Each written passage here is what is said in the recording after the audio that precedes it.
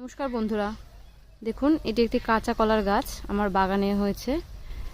প্রায় সারা বছরই কাঁচা কলা হয়ে থাকে। এটা মাত্র ছেড়েছে ছড়িটা, আরও 2-4টে গাছে আছে, আমি আপনাদের দেখাচ্ছি, চলুন। এই দেখুন, এটাও বেশ বড় হয়েছে, ছড়িটা বেশি বড় হয়নি, মোটামুটি আছে। এগুলো মাটিতে লাগানো, শুধুমাত্র গোবর সার দিয়ে লাগানো। দেখুন আরও একটি গাছে আছে, চলুন আমি আপনাদের নিয়ে যাচ্ছি। দেখুন এই ছড়িটা অনেক বড় হয়েছে, বেশ বড়। দেখুন এগুলো শুধুমাত্র মাটিতে গোবর সার দিয়ে লাগানো।